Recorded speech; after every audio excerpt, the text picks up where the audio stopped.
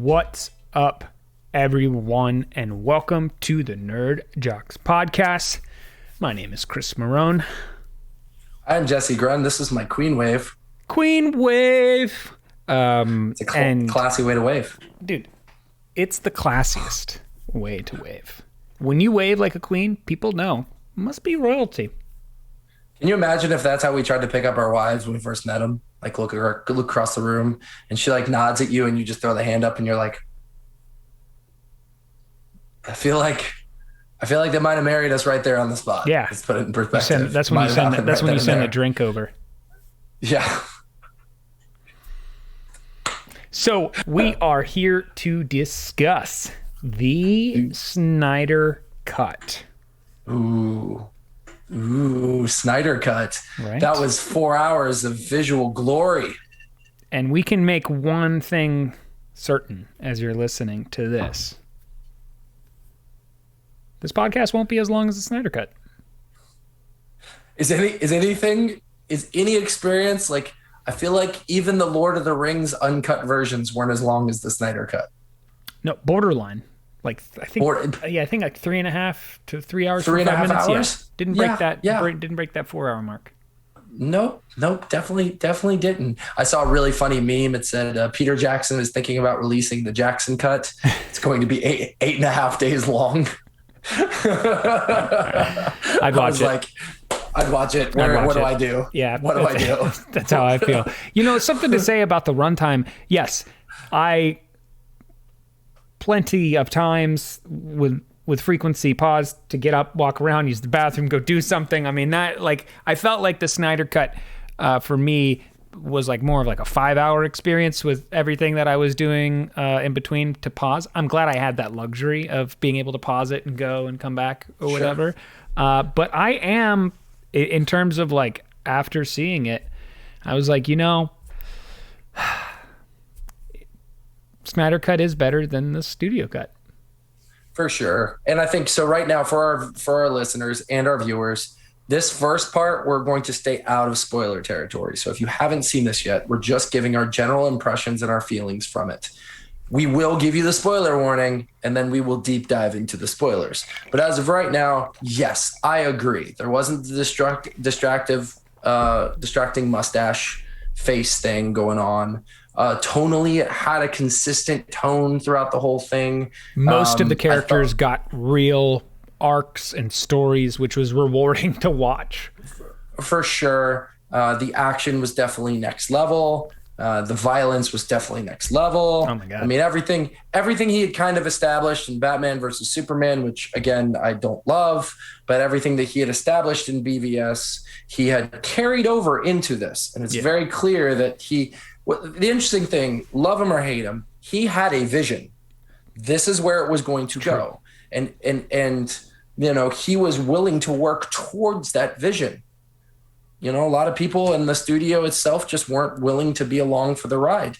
Yeah. I think streaming gave us this opportunity, though. They spent an extra, I think, $70 million to make this. And the fans. Knowing that this version of the film existed and demanding it, and the outcry and the cast getting behind it, and then just finally being like, we got to give them what they want. And I, as a fan of superhero and these characters, I'm like, yeah, I'm really thankful they did it because I got to see what his vision was. And overall, I'm like, part of me was like, I really wish they would have released this as the original, throw in an intermission or whatever.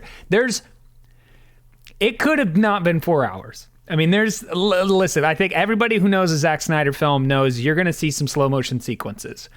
And there's quite a few slow motion sequences in this film that maybe if they cut out could have decreased the runtime.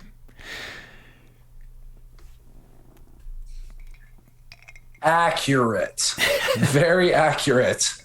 I mean, no one needs to go pick up coffee in slow motion unless that coffee is I don't know, extraterrestrial and on another planet, and explosive. There's somebody shooting at you while you're doing it at the same time. Something. Okay, it's like the most violent sci-fi coffee ever. Okay, maybe I can see that in slow motion. Yeah, but yeah, no.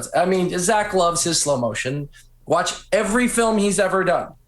Okay, any film he has done, there is plenty of slow motion in the movie, and I almost think, it's my like a opinion signature. of Zach. It is. And I think, I think for me, just personally, and I'm not speaking on your behalf, Zack Snyder as a director is fantastic at visuals, and his action sequences and the way he directs them are fantastic. Yeah. I think he lacks a lot in the ability to bring the most out of his actors and the most out of the characters themselves. And I think because of that lack of character development that he doesn't necessarily specialize in, maybe, just maybe, he needs the slow motion to pad the runtimes of these other 2-hour films. I'm being totally tongue-in-cheek, but ultimately I felt the same way about this movie. And as we get into spoilers or miniseries, or what are we calling this? What does this classify as? Is this a reboot? No, it's not a reboot. No, we would just say director's cut. Yeah, it's just a director's cut, right? Like we saw it so we saw a totally different movie with like Superman 2. There's the Donner cut, which if you look at it, it's almost a totally different film. Highlander. Highlander 2 is like a totally different film, the second one. Because the studio cut of the second Highlander is it's awful. Like none of it makes sense. And then the director's cut came out. And it's like, oh, okay, like this makes more sense, right? And I really feel like I walked away from this feeling the same way. Like, okay, this makes more sense. Yeah. But 4 hours? Do we need 4 hours? Yeah, I understand what you're saying. I feel kind of bummed that we don't do intermission anymore in theaters. Sure. Like I feel like some pieces, they're worth having that in there, so that I don't go up and go to the bathroom and miss it at the time. And that might just be something where theaters are like, if we add every show if every show time for this film has intermission, we're eating up all this extra time because people got to go to the bathroom or whatever. And while I get that the theaters aren't as packed as they used to be, there's part of me just kind of wishes we could have that experience, because then I think if intermission was an accepted thing, we wouldn't have this situation with the Justice League film. Like the Snyder Cut would have been the cut that came out originally, because moviegoers would be used to the fact that you're going to take a break if you're going to watch a long film like that. So that's kind of a thing that I'm bummed about. But on the other hand, there is a perspective that I do understand, where it's just kind of like, does it need to be 4 hours? What could you have trimmed down where it could have been a 3.5 hour film, and that would have been the film you released originally? I'm not a fan of when you hire someone to tell a story, don't get in their way. Don't direct by proxy. You hired them for that reason. That's the job that you're giving them. Once you get too involved, it's, show business has a balance. There should be a balance. What's the bigger word? Yeah, business. It's got to make business happen. Totally agree, totally understand. At the same time, that balance is, you hired this person to see your story through, let them do that and don't get in the way of it. And I feel like that's kind of what we are now well aware of, seeing the Snyder Cut and having seen the original cut and being like, wow, it's a way better film. I mean, stuff makes sense now. I feel rewarded in terms of, journeying with these characters from the previous films into this. And now I'm kind of like, I don't know. I think some people might even walk away and be like, I'm kind of bummed that it's died down. Like, what could have the continuation be if this was the, original outing? It's like why I'm excited for the Suicide Squad film, which we'll talk about a little bit later on. But I am excited about that because I do feel like you were saying, the violence in this film has ramped up. Like, are we getting into that adult storytelling within the superhero movies, very much like Deadpool? Like, are we starting to get more of those? Because I hope so. I would like more of that. Well, the audience is aging, right? Yes. I mean, think about it. Like the audience doesn't stay kids forever, right? So as we age, we want more content that is, a little bit edgier. Yeah. I think that's part of why a show like The Boys has been so successful, because it's an edgier show. It's a good observation. So, going to your intermission point, I just want to do you know what the runtime for Gone with the Wind was? No. 3 hours and 58 minutes. So it was almost a 4-hour movie. Oh, wow. Then. Yeah, which is we're telling the whole story. Right. Like I don't think there was an editing room back then for 3 hours and 58 minutes. I'm sure the original runtime for Waterworld before Kevin Costner cut it was probably 6.5 hours, to be honest with you. Yeah. What I think is really interesting about what we just experienced by sitting through and watching the Snyder Cut is this idea that, yes, the studio is paying for the money. They're paying the money to make the film, right? But like, imagine, if you will, a team owner in the NBA showing up after they sign a really big player who plays right-handed and suddenly telling him to play left-handed. Well, I pay your salary, so you should play left-handed. And that's not why you hired him. So I think when you get in bed with Zack Snyder, you know what to expect from Zack Snyder. You know the highs, like 300 was his high, before, and Watchmen to a certain extent, but you also know his lows. Like, we know what Sucker Punch was like. There was no source material to draw off of. It was his own original vision, and it came out terribly. So I think there's this. You, as a studio owner, you have to know what you're getting involved with, right? Like, sure.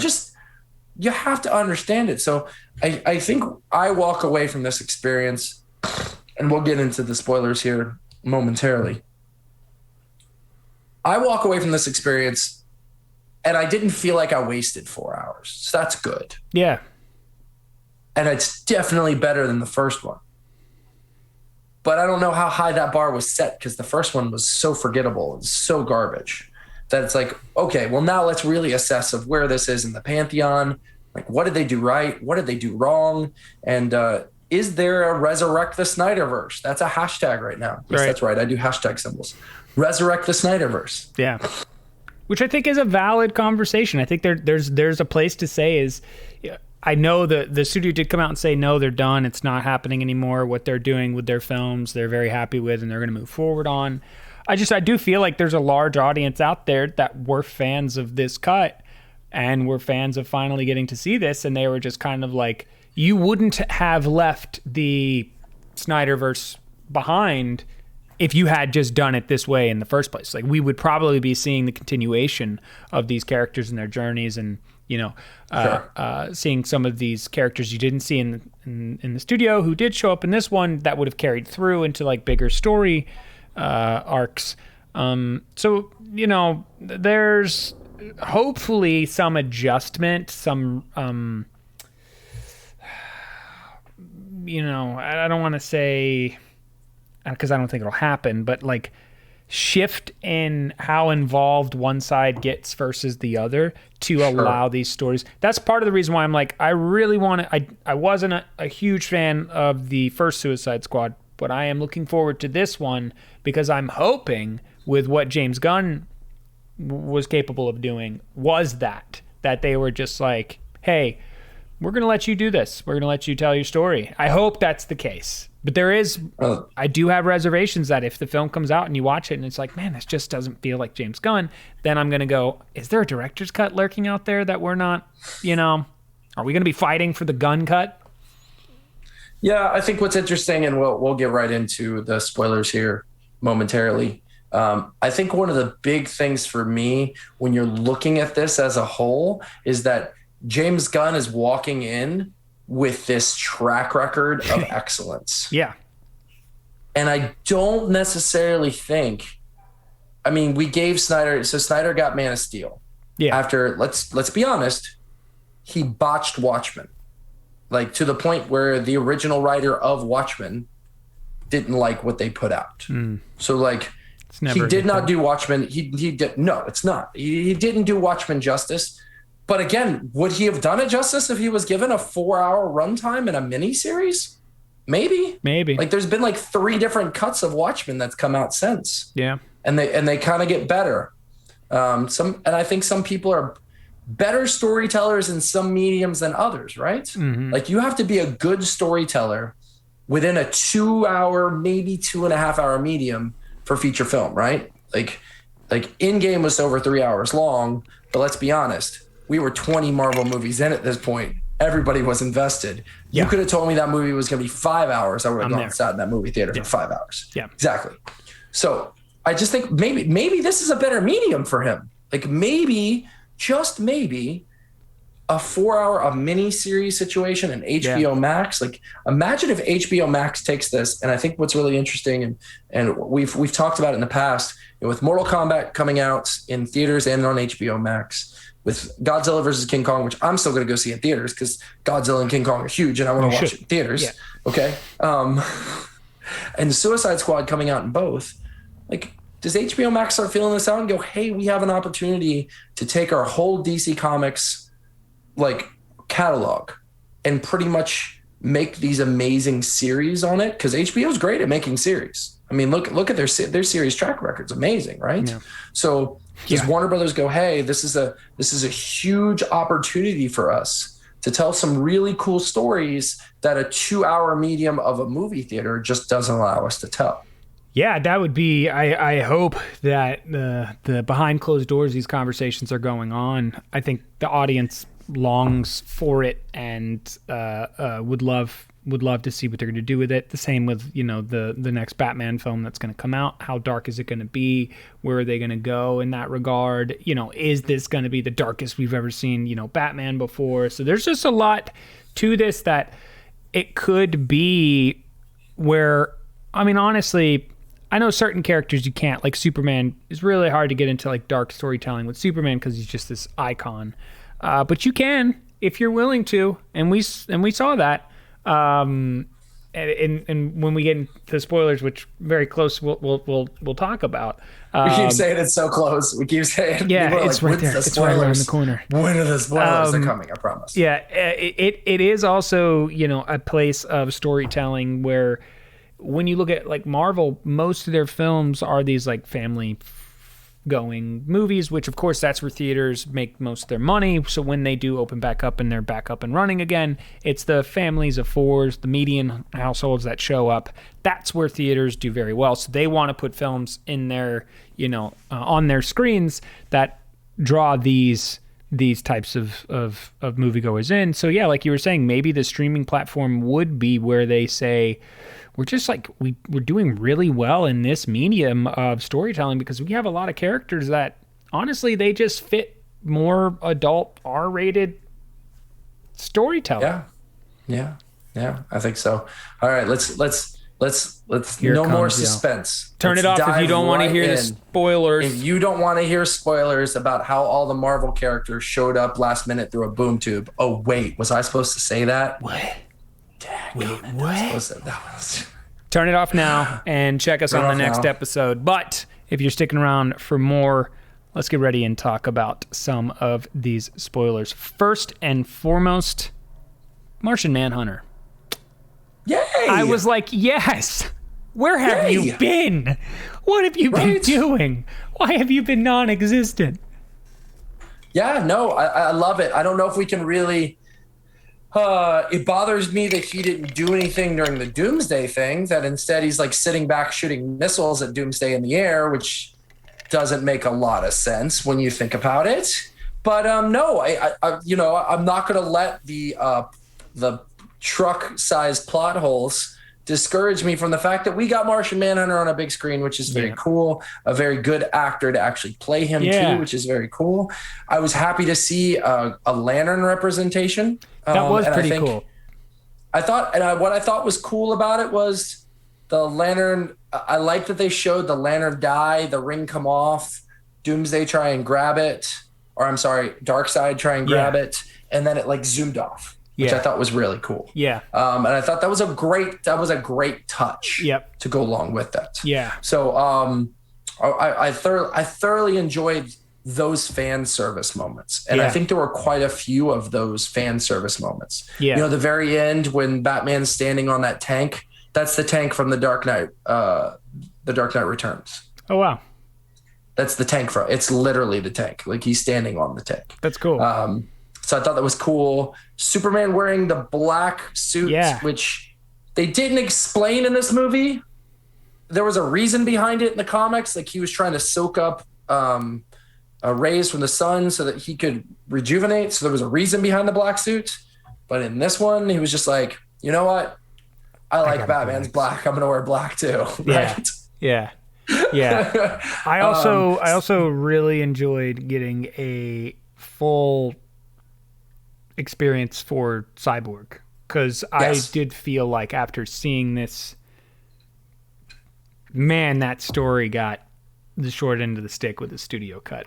And his story, like I was a fan of. I was a fan of all of it. Everything that I learned about his character and why I felt for him, understanding his struggle. You know, there was so much to it that for me, I felt like when I got to the end, I was just like, okay, good job. Yeah.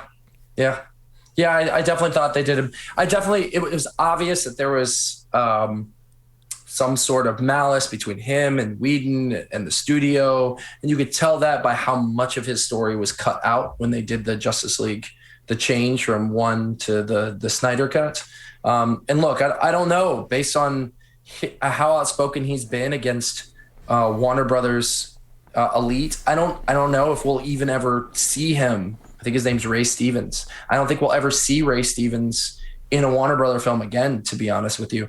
But with the time that he was given, it was good. And I really liked that they fleshed out his dad's character and his dad's motivation. I love the fact that they touched on the fact that, you know, you're a father in that situation where your wife just died and now you have an opportunity to maybe, just maybe, beyond anything, be able to bring your son back to life. You know, that struggle with him, he's a really good actor and he showed it in that scene. Yeah. I really liked everything about his character and what they brought out of him, how powerful they made him. Man, that, you know, it was a long scene. I think it was much longer than it needed to be. But Cyborg watching that lady struggling through life and then giving her all of that money is a really good scene. It's a powerful scene. It's really long. Yeah. It's really long, but it's a really good scene. Yeah. I feel like you could have just showed her being evicted and having kids, and that would have given a lot to what but it was needed still that was one of those moments where I was like, I got emotional just watching that. For sure. I felt so happy for him. I was on his side immediately. You know, just that essentially with great power comes great responsibility. And he was like, here's what I'm going to do and how I'm going to do it. And then I also actually appreciated seeing more of Aquaman's character, because that was something else that I felt like was non-existent in the studio. Not the same.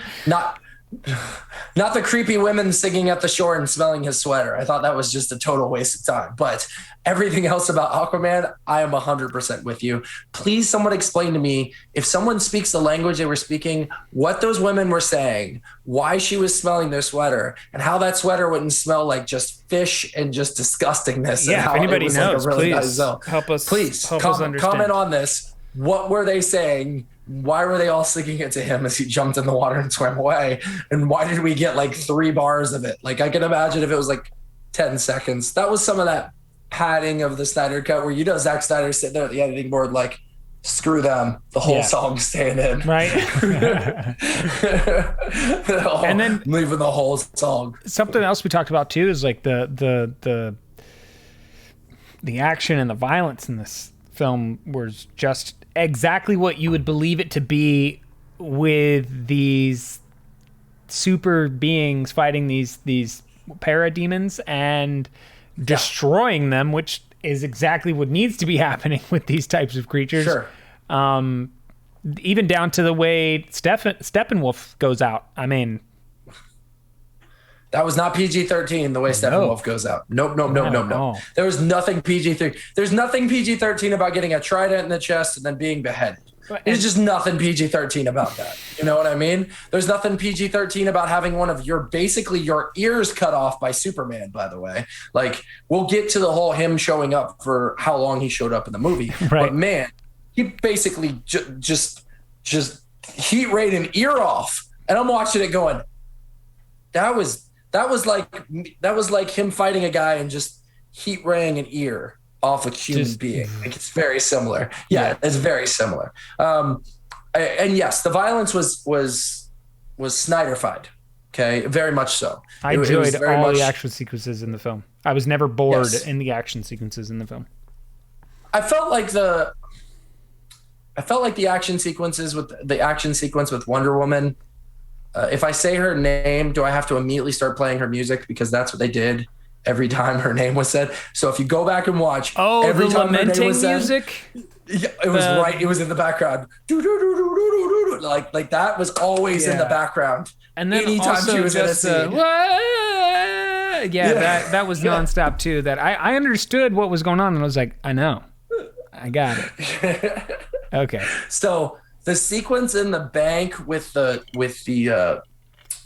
terrorist, which I thought's a really great scene, and they made it a little longer if you couldn't tell. Yeah. And Wonder Woman is literally killing these guys, by the way. She was not pulling any punches. When she throws that one guy against the wall and you see what's left on the wall, that was not chocolate sauce. Just saying. But like, this is very specific.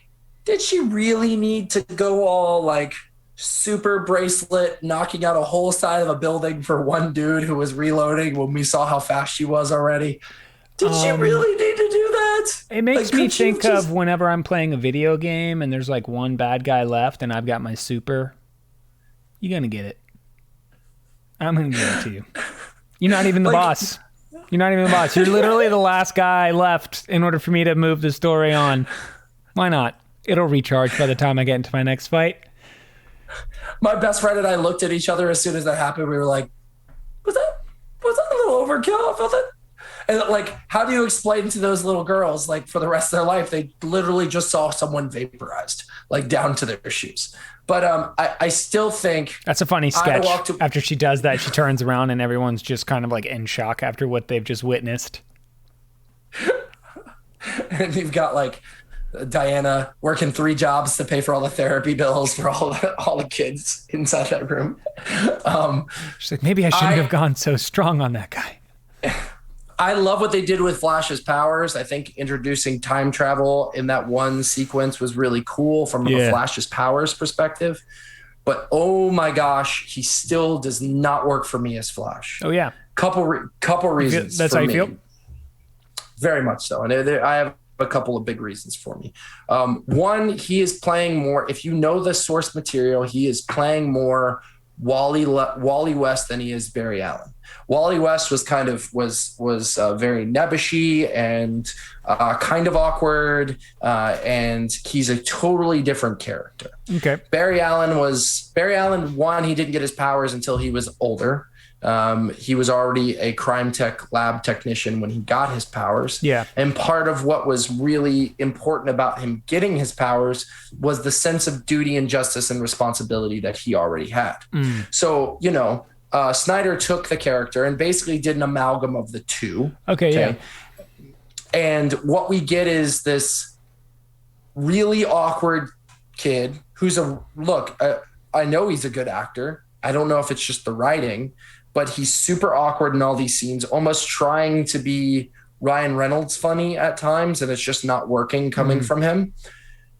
Who, oh my gosh, I understand he has the Speed Force, but can we get him a coach to show him how to run? Because all of his running motion was just the motion. I thought was really the like the arm throw thing. Like I was kind of thrown off by that. Because like if you read the comics, if you watch the animated stuff, I mean the Flash is running in like perfect form, right? Like Olympic sprinter, type of running. The running motion was throwing me off a little bit too. I was like, what is the point of this body language? That form is really Yeah, we call it, so we have a term for it in strength and conditioning. We call it running economy. It's when you try and create as the most perfect form you can create biomechanically, so you're using as little of the energy that you need to. And I know we're dealing with a superhero here. I get all of that. But my problem was like, you could not from a that standpoint, he's basically moving super awkwardly as well. And I don't feel like his character hit. He evolved in that he went from not ever having like experience with a team to suddenly having experience with a team and having that big moment of going back in time, which obviously sets up Flashpoint Paradox, which they're going to do in the next film. But I still don't like, I have a bunch of casting issues with this film still. I will always in the DCEU who they have cast. And I still think for me, he is the second biggest miss of anybody they have cast for any of these films. First biggest being Jesse Eisenberg as Lex Luthor. I've always felt like Lex Luthor's presence is it demands a certain gravitas. Yeah, thank you. That's the word, gravitas. It does. That individual, that mind, everything that makes up that character. So I can understand. I can understand that perspective. I can understand the other perspective as well too, because it especially with the Flash, when I think of the Flash and I think of growing up on the cartoons and the comics and the animated movies that have been done, the live action version of a Flash doesn't really resonate with those, and I resonate more with those versions of the Flash too. So I can I can see that. You mentioned Flashpoint Paradox, and I'm like, that would be great. I would love to see more of that. Like if we could get like a series of films.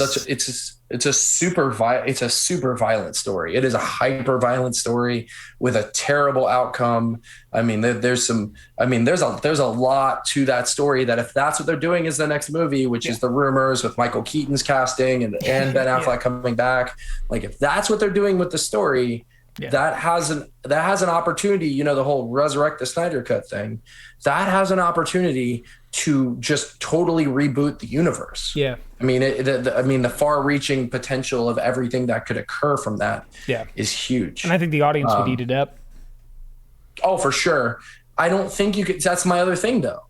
The Flashpoint Paradox story, if you know it, either seen the animated series or read the source material. For kids. It's not for kids. And B, there is so much going on that for you to cut any of what's going on, you're going to lose some of what makes that story so important. Yeah. So this might be another medium for that. Yeah. Because it's a big story to tell. And we could do like a part 1, part 2, or however you want to do it, like break it up into like I think like a mini series or like a mini series of actual movies, like real, that's why I was saying like part 1, part 2. Yeah, you're right. There is so much going on in those storylines. You couldn't do it. You couldn't do any of it justice in 2.5 hours unless you focused on certain characters, and that like each film was from a different perspective of a character wrapped around that story is maybe how you could do it. This is a spoiler alert, but obviously in Flashpoint Paradox, Flash breaks the time barrier, saves his mom, and sets off this whole chain of reaction that sets the world on this basically apocalyptic vision where Atlanteans and I wanted to say Wakandans there for a second. Oh, wow.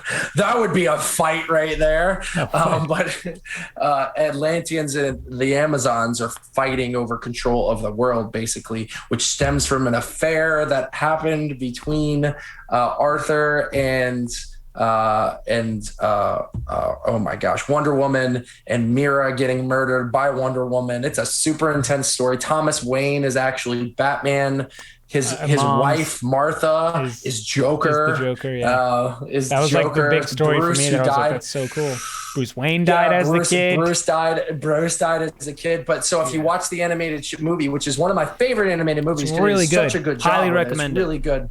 I cry at the end of that animated movie every single time, no matter how many times I've watched it, because that total spoiler here, get out, mute me if you want to. But Thomas gives Flash a letter to give to Bruce. I'm getting teary just thinking about this. Gives him a letter to give to Bruce that if he makes things right, to give to Bruce. And at the very end, they're in the cave, and Bruce is basically talking Flash down, like, yeah, I believe you. Why did you do it? Sort of thing. Yeah. And Flash went, well, maybe something good came out of it, and hands him the letter. And Bruce takes off the cowl. This is my father's handwriting. And he starts crying. And he looks back at Barry and says, thank you. And I'm like, I'm getting choked up right now, but I'm on camera, so I ain't gonna do it. I get choked up every time I watch this scene. But especially being invested in that character for as long, and just knowing, like, being able to get that opportunity for Bruce Wayne is it's such a victory moment as an audience member. Oh, yeah. You're like, what? Yeah. Yeah.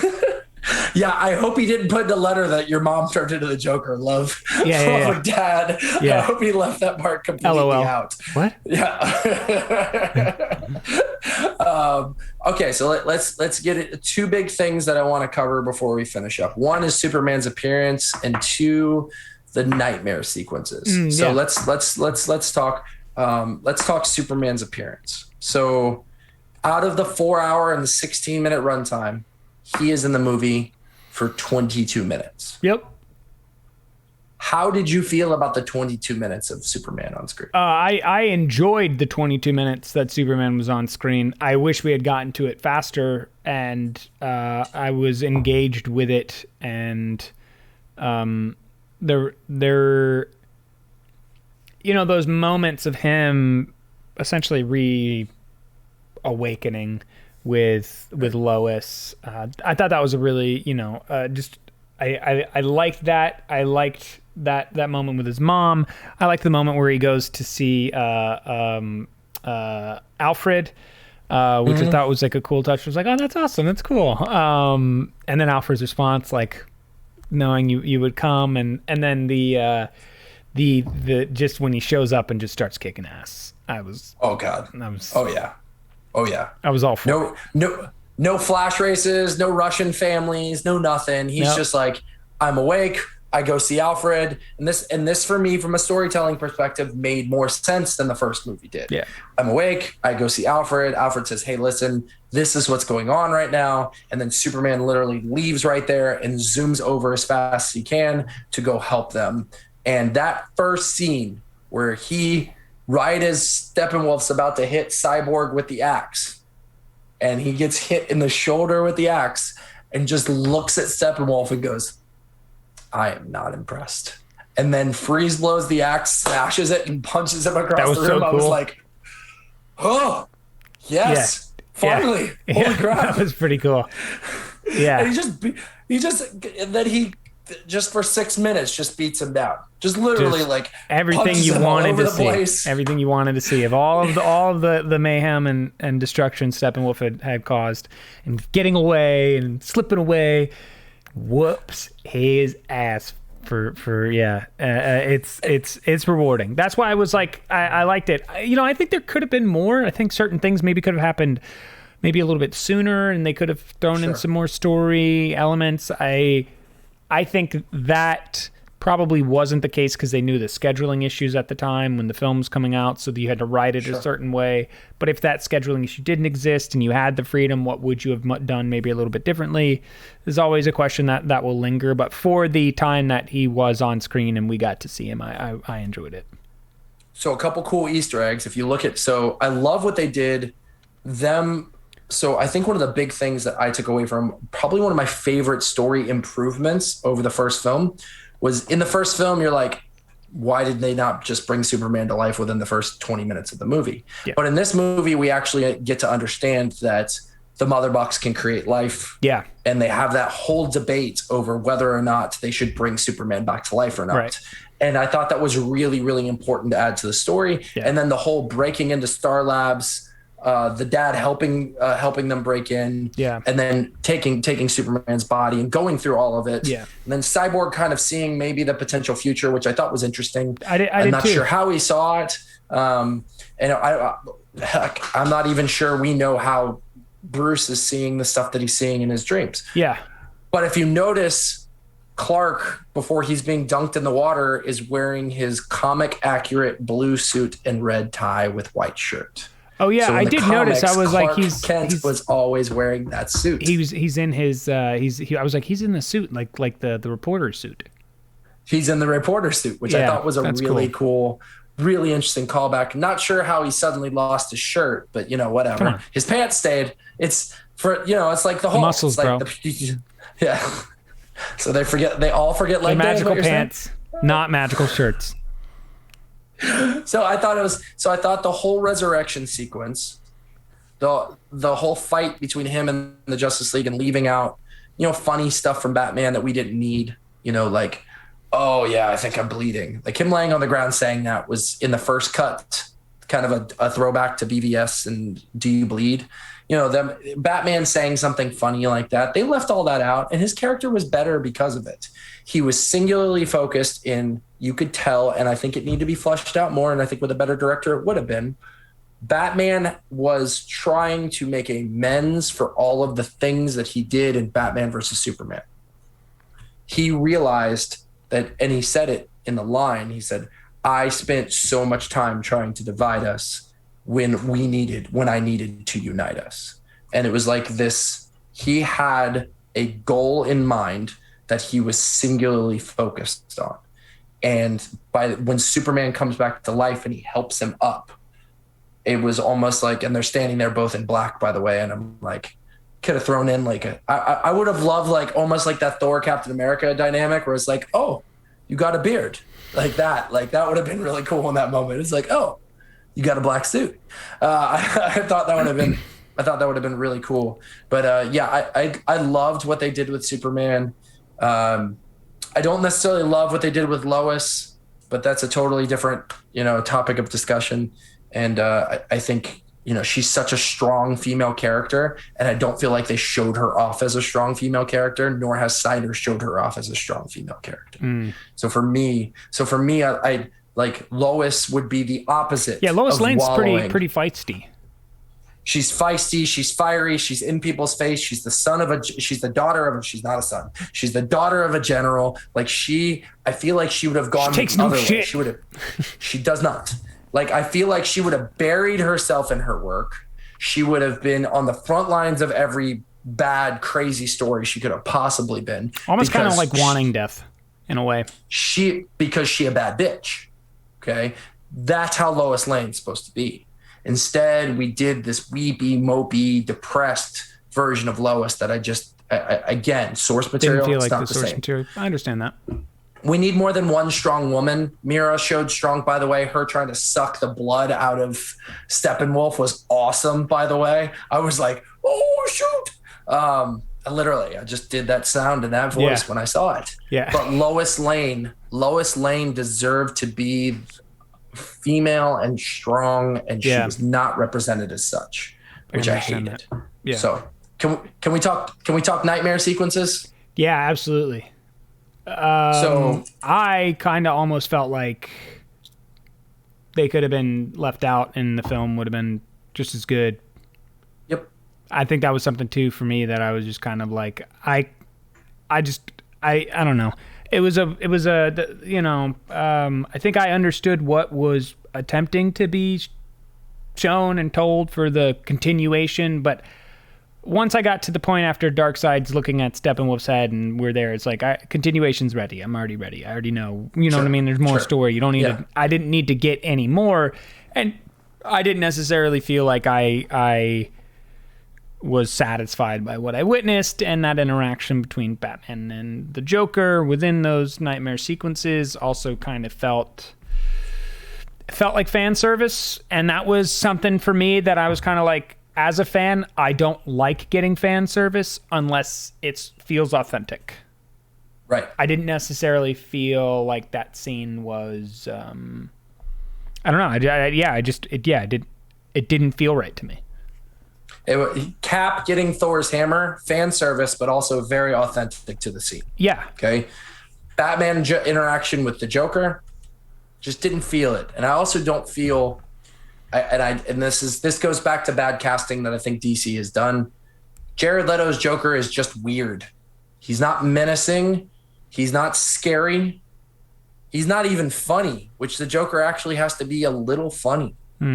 He's none of those things. Instead, he's just weird. And I thought that whole interaction was weird. And I thought the whole, Harley begged me to make sure you die slow situation, which I was like, why would Harley beg for that? That doesn't make any sense. Like, yes, she's emotionally abused by the Joker, but also like soul tethered to him at the same time. I don't feel like she'd be begging for that unless it was a joke, So I thought the whole scene with, let's get Joe Manganiello back as Deathstroke. Let's suddenly have Mira have an accent, by the way, which came out of nowhere. Let's put Flash in some armor. Let's put Cyborg in some armor, and let's make them scared of. We've already done the Nightmare scared of Superman sequences. We don't need more of those. I'm sorry, and I know he even said that was going to play out in the next film. Like, why? There's no need for that. Have them battle Darkseid. Have us know that that's a potential future, and raise the stakes based on it. Yeah. We don't need that. We don't. And I think it could have ended really well with, Batman waking up from some sort of quick nightmare, something fast, and then Martian Manhunter showing up. Right. And that would have, maybe it was Darkseid's face, something, Darkseid reaching down and grabbing him. And then, he pops up and wakes up from a nightmare. Like that dread of knowing Darkseid is still coming. Okay, totally believe it. And then Martian Manhunter shows up. That's how I would have written it. But the whole nightmare sequences just, they feel off. And I know the source material, and it still feels off in it. So rumors are that Lois is pregnant in this movie, if you saw the pregnancy test. And the original story was that it was Batman's kid, and that by the end of the third Justice League, this is what I read from a couple of different sources, by the end of the third Justice League, Batman would die in the battle against Darkseid, and that Superman would know that it was Bruce's child, and that he would raise him, and he's powerless, and he would help him learn to be the next Batman, take on the mantle of the Bat. But then now I'm hearing that they kind of rewrote and changed, and that is Superman's kid that Lois was having, wow. that was going to be Superman's child that she was pregnant and going through. So, Snyder's the same guy who talked about Batman being raped in prison. So I don't put any of this past him. He what? That's just, he's quoted talking about Batman being raped in prison. Really? Yes. And not even kidding.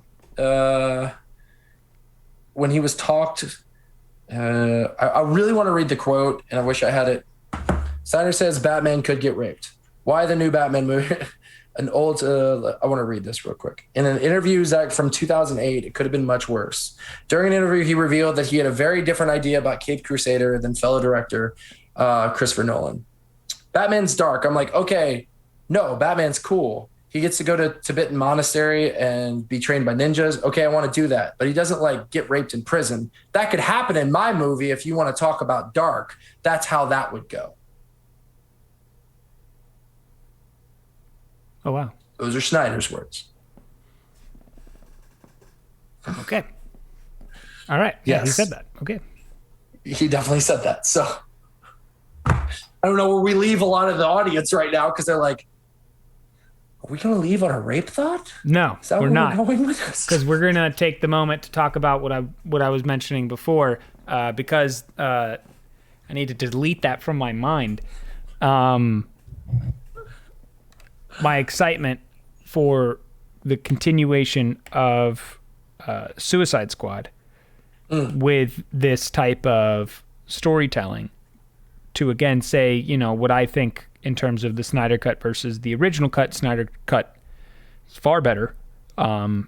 And some of the aspects of that I felt were that it seemed to be more aimed at adult and a more adult audience. Watching that recent trailer and looking at some of the stuff that I've seen for the Suicide Squad, I'm like, maybe that's where WB finds its bread and butter with its characters and the storytelling that it does. But I'm actually really excited to see that film. And I am curious if anything in there ties into the Snyder Cut version and where we might see some Easter eggs or some connecting points there story wise. Yeah, I'm excited about the Suicide Squad movie just from the sheer fact that I think it's a better cast overall. Like when you look at it, like to me, and this is no offense to Big Willie style, Idris Elba is an improvement over Will Smith. Okay. You brought back the best parts of the cast from the first movie, including Jai Courtney, which I didn't think was given much to do as Captain Boomerang. And you brought in guys like, and I know you don't like him, but I think John Cena is going to be perfect in that role. I think. Let me specify to a claim you just made of I don't like him. I don't necessarily resonate with the acting of John Cena like I do with The Rock when there's this huge push for this really big famous wrestler to get into films, Sure. And the essence and presence that Dwayne Johnson brings to his characters is undeniable. I think everyone can say that. And when I personally watch films with John Cena, I don't get that same connection to John Cena. So I just want to give a little bit of a backstory to that statement so people understand. Side note, I will always, no matter what he does with his career, John Cena to me, besides being a wrestler, will always be one of the funniest pranks ever in the history of YouTube with the oh my God, the John Cena phone call prank. Yeah, it's so good. And I do appreciate his activism. I appreciate what he does for the Make-A-Wish Foundation and the amount of time he puts out there for other people. I think it's really awesome and selfless of him. So I do. No one's granted more wishes than John Cena. No, like it's not even close. No, I mean, not even close. The guy's just doing it. He's like I'm on a plane. I'm there. I'm in a bus. I'm on a car. I'm going. I'm taking there. care of him. Let's do it. Yeah. But I want to talk about slam me and he's only got one arm. I'm in. Right. Let's here. I wanted to talk about something you were telling me. I wanted to talk about something you were telling me about the animated show with King Shark.